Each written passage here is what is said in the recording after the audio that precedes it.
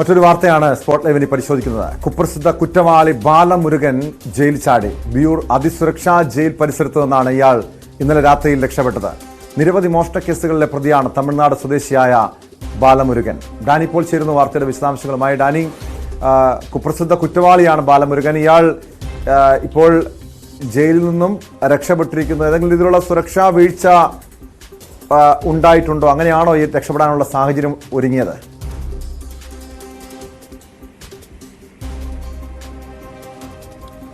Tom, സുരക്ഷാ വീഴ്ചയില്ലാതെ ഇയാൾക്ക് ഇതിൽ നിന്ന് രക്ഷപ്പെടാൻ കഴിയില്ല. ഇതിൽ സുരക്ഷാ വീഴ്ച സംഭവിച്ചിരിക്കുന്നത് തമിഴ്നാട് പോലീസിന്റെ ഭാഗത്തു നിന്നാണ് ഇപ്പോൾ അറിയാൻ കഴിയുന്നത്. കാരണം ഇയാൾക്ക് കേരളത്തിലും തമിഴ്നാട്ടിലുമായി നിരവധി കുറ്റകൃത്യങ്ങളിൽ ഇയാൾക്ക് പങ്കാളിത്തമുണ്ട്. പലതിലും പ്രതിയാണ്.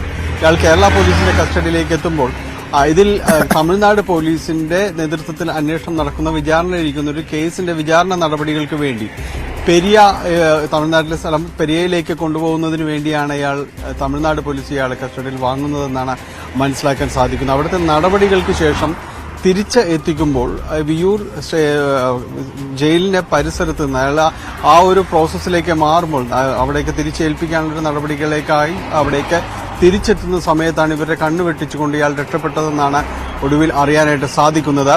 ഇയാൾക്ക് വേണ്ടിയുള്ള തിരച്ചിൽ ഊർജിതമാക്കിയിട്ടുണ്ട്. പക്ഷേ ഇയാളുടെ ഒരു സാഹചര്യം, ഇയാൾ തമിഴ്നാട്, കേരള തുടങ്ങിയ സംസ്ഥാനങ്ങളിലെല്ലാം തന്നെ സഞ്ചരിച്ച കുറ്റകൃത്യങ്ങളിൽ ഏർപ്പെടുകയും മോഷണവും അതോടൊപ്പം തന്നെ വലിയ കുറ്റകൃത്യങ്ങളിലൊക്കെ ഏർപ്പെടുന്ന ഒരു പ്രതിയാണ്. അതുകൊണ്ട് ഇയാൾക്ക് ഈ ഒരു സംസ്ഥാനങ്ങളും കാര്യങ്ങളും എല്ലാം തന്നെ വളരെ പരിചിതമായ കാര്യങ്ങളാണ് വഴികൾ.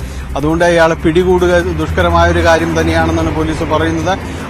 വലിയ രീതിയിലുള്ള ഒരു അന്വേഷണത്തിലേക്ക് പോലീസ് നീങ്ങിയിട്ടുണ്ട്. അപകടകരമായ സാഹചര്യമല്ലേ ഒരു ഡാനി? കാരണം ഈ ബാലമുരുകനെ പോലുള്ള ഒരു കൊടും ക്രിമിനൽ, നിരവധി മോഷണ കേസിലടക്കം പ്രതിയായിട്ടുള്ള വ്യക്തി ജയിൽ ചാടിയിരിക്കുന്നു. ഇയാളെ പിടികൂടാൻ കഴിഞ്ഞില്ലെങ്കിൽ ഒരുപക്ഷെ വരും ദിവസങ്ങളിൽ നമ്മൾ ഇവിടുത്തെ സാധാരണ ജനങ്ങളുടെ ഒരു ഉറക്കം നഷ്ടപ്പെടുന്ന സാഹചര്യം പോലുമില്ലേ? കാരണം ഇങ്ങനെ ജയിൽ ചാടി പുറത്തിറങ്ങി പിന്നെ വീണ്ടും അക്രമ സ്വഭാവത്തിലേക്ക് മാറുന്നു, അല്ലെങ്കിൽ വീണ്ടും മോഷണ പ്രവർത്തനങ്ങളിൽ ഏർപ്പെടുന്നു.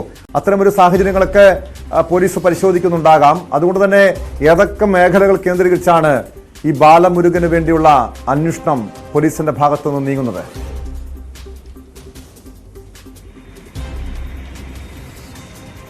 ടോം, ഇയാള് കേരളത്തിൽ നിന്ന് സംസ്ഥാനം കടക്കാനുള്ളൊരു സാധ്യത, അതിനുള്ളൊരു സമയം സാവകാശം ഇയാൾക്ക് കിട്ടിയിട്ടില്ല എന്ന് തന്നെയാണ് പോലീസ് കണക്ക് കൂട്ടുന്നത്. കാരണം അതിനു മുൻപ് തന്നെ പോലീസ് ഇതിലൊരു അലർട്ട് പ്രഖ്യാപിച്ചുകൊണ്ട് വലിയ രീതിയിലുള്ള അന്വേഷണങ്ങൾ എല്ലാം തന്നെ നടന്നു. റെയിൽവേ സ്റ്റേഷൻ, ബസ് സ്റ്റാൻഡ് പരിസരങ്ങൾ കേന്ദ്രീകരിച്ച് സാമ്പ്രദായികമായ രീതിയിലുള്ള ഒരു രക്ഷപ്പെടലുണ്ടല്ലോ, അത്തരം കാര്യങ്ങളിലെല്ലാം തന്നെ ഒരു പഴുതടച്ചുള്ള ഒരു ക്രമീകരണങ്ങൾ ഏർപ്പെടുത്തിയിട്ടുണ്ട്. പക്ഷെ അതല്ലാതെയും ഇയാൾക്ക് രക്ഷപ്പെടാനുള്ള ഒരു സാധ്യതകൾ കൂടുതലാണ് എന്ന് തന്നെയാണ്. കാരണം ഇത്തരം ഒരു സംഘങ്ങൾ പ്രവർത്തിക്കുന്ന, ഇയാളെല്ലാം തന്നെ ഇവിടുത്തെ പല അധോലോക സംഘങ്ങളുമായിട്ട് ബന്ധപ്പെട്ട് പ്രവർത്തിക്കുന്നതാണെന്നുള്ളൊരു സംശയം നേരത്തെ തന്നെ ഉടലെടുത്തിരുന്നതാണ്. അപ്പോൾ അത്തരം കാര്യമായിട്ടെല്ലാം തന്നെ ബന്ധപ്പെടാനുള്ളൊരു സാധ്യത കൂടുതലുണ്ട്.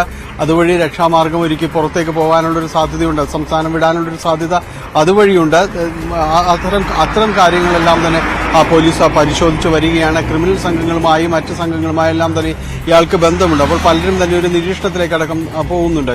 ഇയാൾക്ക് വേണ്ടിയുള്ള ഒരു തെരച്ചിൽ ഊർജിതമാക്കുന്നതിനൊപ്പം തന്നെ ഇയാൾ ബന്ധപ്പെടാൻ സാധ്യതയുള്ളവർ, ഇയാളുടെ ഒരു ക്രിമിനൽ പശ്ചാത്തലമെല്ലാം വെച്ചുകൊണ്ട് ഇയാൾ ബന്ധപ്പെടാൻ സാധ്യതയുള്ള മറ്റ് സംഘങ്ങളുമായെല്ലാം പോലീസ് നിരന്തരമായിട്ട് നിരീക്ഷണം ഏർപ്പെടുത്തുന്നുണ്ട്. വൈകാതെ ഇയാൾ പിടിയിലാകുമെന്ന് തന്നെയാണ് പോലീസ് വിശ്വസിക്കുകയും ചെയ്യുന്നത്. ആ രീതിയിലുള്ള ഒരു നിരീക്ഷണത്തിലേക്കെല്ലാം തന്നെ പോകുന്നുണ്ട്. ഇപ്പോൾ സംസ്ഥാനത്ത് തന്നെയും ഈ ഗുണ്ട ആക്രമണം സംഭവങ്ങളെല്ലാം തന്നെ പതിവാകുന്ന ഒരു സാഹചര്യത്തിലാണ് ഇങ്ങനെയൊരു തലവേദന കൂടി പോലീസിന് വരുന്നതെന്നതും ഓർക്കേണ്ടതുണ്ട്.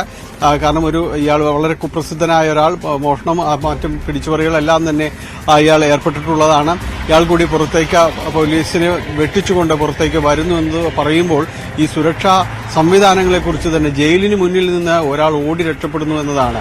അതും വിയൂർ പോലുള്ള ഹൈടെക് സംവിധാനങ്ങളുള്ള അതിസുരക്ഷാ ജയിലിന്റെ മുൻപിൽ നിന്ന് ഒരാൾ ഓടി രക്ഷപ്പെടുന്നു എന്നതാണ് അതിൽ ശ്രദ്ധിക്കേണ്ടത്. അതിൽ ആരുടെ വീഴ്ചയാണെന്നത് പ്രത്യേകം എടുത്തു പറയേണ്ടതില്ലല്ലോ. അപ്പോൾ ഇത്തരം കാര്യങ്ങളിൽ പോലീസിന്റെ ഒരു ജാഗ്രത കുറവ് എത്രത്തോളം ഉണ്ടെന്ന് ഒരിക്കൽ കൂടി ഈ സംഭവങ്ങൾ കൂടി അടയാളപ്പെടുത്തുന്നുണ്ട്. ടോം, തീർച്ചയായും ഡാനി സൂചിപ്പിച്ചതുപോലെ പോലീസിന്റെ ഭാഗത്തുനിന്നുണ്ടായ വീഴ്ചയാണ്. അതുകൊണ്ട് തന്നെ പോലീസ് ഉടൻ തന്നെ ഈ കുപ്രസിദ്ധ കുറ്റവാളിയായ ബാലമുരുകനെ പിടികൂടുമെന്ന് പ്രതീക്ഷിക്കാം. കോഴിക്കോട് മെഡിക്കൽ കോളേജിൽ വിരലിന് പകരം നാവിൽ ശസ്ത്രക്രിയ ചെയ്ത സംഭവത്തിൽ ഡോക്ടറെ സംരക്ഷിച്ച് ആരോഗ്യവകുപ്പ്. ആ വാർത്തയിലേക്ക് എത്താം ഇടവേള കഴിഞ്ഞ്.